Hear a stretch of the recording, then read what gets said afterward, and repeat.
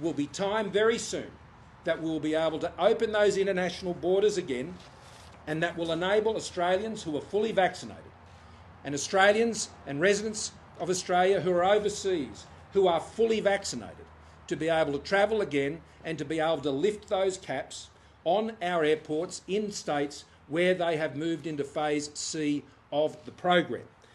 And that is where Australia is now preparing to move. This will happen next month. That's when it'll start happening, from next month. As states move into those 80% vaccination rates, we've already got the technology and the other things in place that will support those states being able, under phase C of the plan, to enable their residents and citizens to leave the country and return, and also those residents and Australians who are overseas to return to Australia as if they are vaccinated, with uncapped restrictions on their arrival in those states which have moved into that phase. So let me explain that a little more. What needs to happen for that to occur? To reopen safely and to stay safely open under our national plan.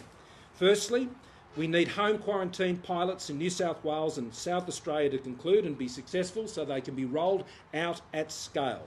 That's 7-day home quarantine for Australian citizens and permanent residents fully vaccinated with a vaccine approved for use in Australia or recognised by the TGA, and 14-day managed quarantine for anyone not vaccinated or vaccinated with a vaccine not approved or recognised by the TGA.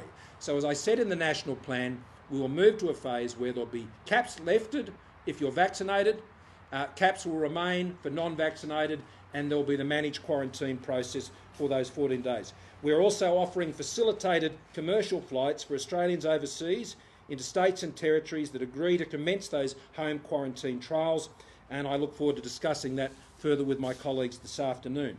Once changes are made in November, the current overseas travel restrictions related to COVID-19 will be removed, and Australians in those states will be able to travel, as I've said, and we'll be working towards complete quarantine-free travel for certain countries such as New Zealand when it is safe to do so.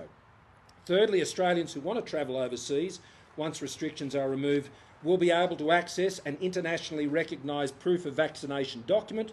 That'll be in the coming weeks to prove their vaccination status abroad, and that proof of vaccination for international travel will include a QR code that is readable globally. It works in with the ICAO systems that are used all around the world.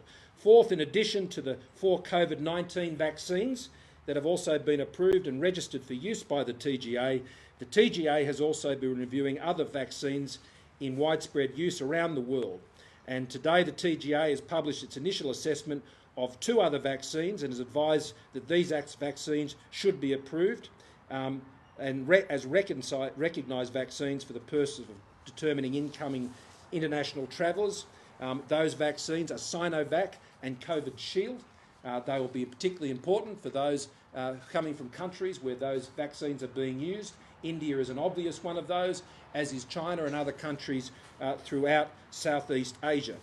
That will be important also when we move to the phase, which I believe will be occurring next year in some states, particularly in my discussions with New South Wales, where those students, skilled migrants, and perhaps sooner, will be able to come into the country and have those vaccines recognised as we move forward. So this is an important next step in the national plan. This is set out in the national plan. No surprises here. This is what we agreed to do, that we said to Australians, we get to 80%, you can leave the country and you can come back again.